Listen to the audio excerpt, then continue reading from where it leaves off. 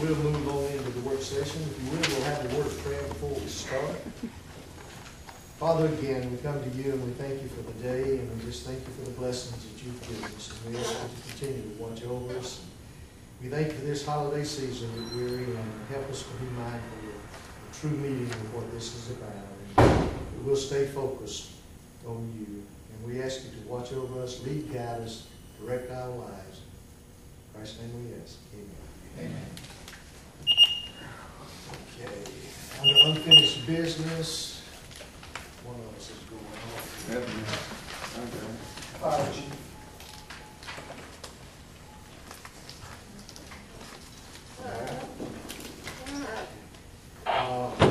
Second reading of orders about the lease for the historic structure.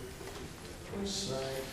We need to determine what the council, the changes that the people make, because the date change that we got to make to begin with, and then the issue about the utilities that was discussed before, if it would be that the leasee shall be responsible for the utilities. Is that what, after the y'all was section 7?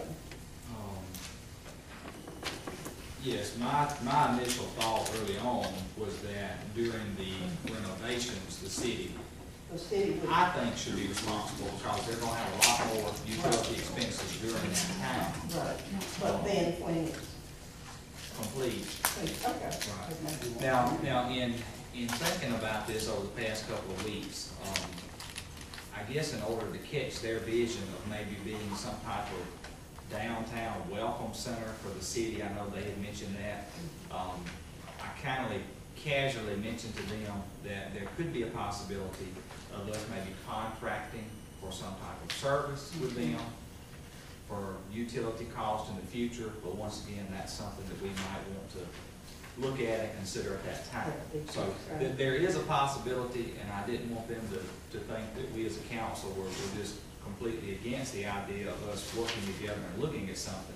But I think that's kind of the attitude that they took from us at the last meeting, which is certainly understandable because I felt that way too. But from that standpoint, I think get them up, get them running. I think we need to be responsible for construction and utilities.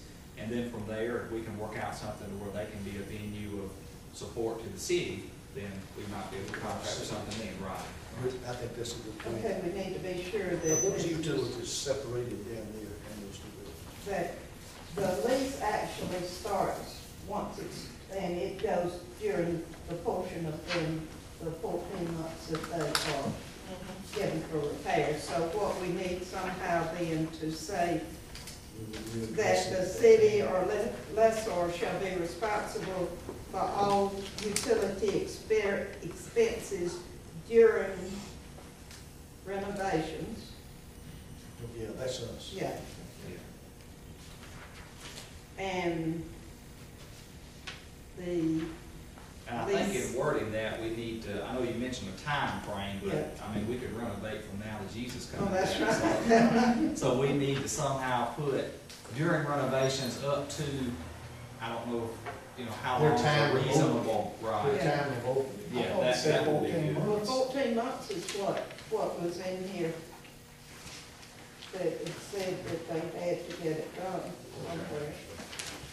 So I think using that same time frame that you mentioned of those 14 months, Okay. for Shall be renovation. responsible for utilities. Let's not sure what it says. Section 2 is 14 months. During the 14 months. Right. Let's just say that. During the 14 months.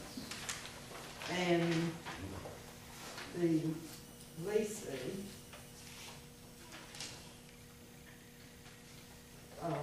responsible thereafter.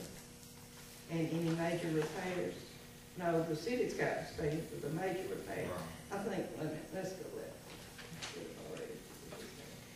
The city as lessor shall be responsible for all utility expenses during the 14 months and any major repairs during the lease term. All right, and then the leasee, Jenny, you might want to make sure I'm saying this right. Shall, The same responsibility okay. for all utilities Okay, after the expiration of the 14-month renovation period. okay. One thing I'd like to say, if anybody in here has ever been involved in renovation, it never ends on time. No. It might end real early or real late, but it never ends on time. So we're kind of shutting the window on them a little bit. Well, I think at the end of that 14 months, if in the event that it hadn't been completed, they just need to come back to the council and give an update then, and we can extend it or go from there. But I think we need some type of time frame, because like I said, we could be renovating for the next 50 years, technically. You know. Well, does this carry, these carries in through the renovation period, and how much further? Karen? 7 years. 7 years. Total of 7 years, the renovation for a total of 7 years, not the renovation plus 7 years, the total of 7 years. And I still have it. Oh, yeah, yeah, as long as Janice, yeah, as long as Janice has got the word. Okay, okay. I still have a little bit of problem with section 5, in that, okay, we're gonna pay up to, not to exceed $50,000. Any necessary but unanticipated construction expenses shall be approved by the council. The action of public works shall not exceed $50,000. And I asked the other night, is that 150,000 or 250,000? And I was told it's one, there's only one. But y'all, major repairs on an old building, it's just like Councilman Jones just said, doesn't stop or start, and anybody that's renovated or lives in an old building knows repairs, and we're talking about major repairs, are gonna go on all the time. So how much are we really, in the end, is this gonna cost?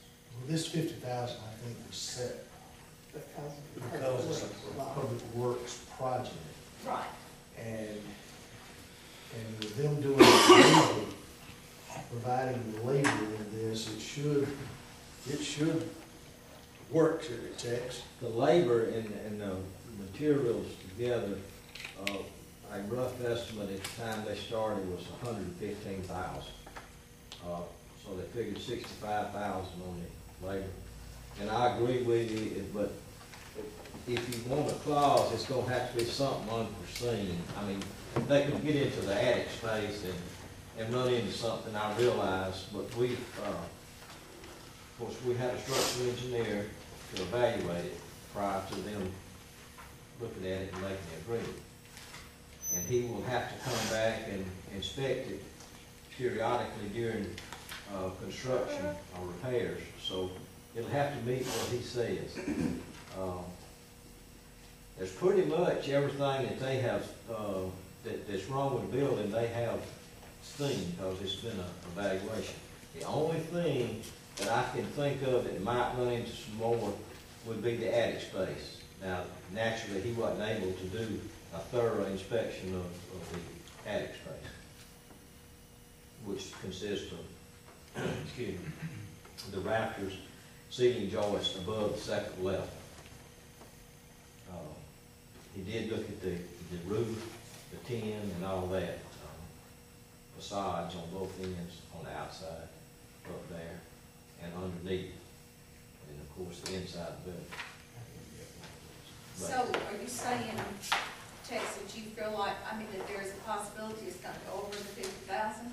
And if it does, what about us, are we gonna bid it out? 'Cause I mean, over 50,000, Have to. you got to, and so, you know, you're gonna get yourself in a catch-22 legally. I don't foresee it going over that. Of course, naturally, I can't say, because, like I said, the engineer looked at it, and that's something we have to do in a situation like that, rather than just let me do it. And he's pretty much in agreement with what we looked at. I don't know. It's kind of like you say, if you put them in the situation, they gotta fix it for $50,000 worth of materials, and they require more. What are you gonna do? That's what I'm talking about.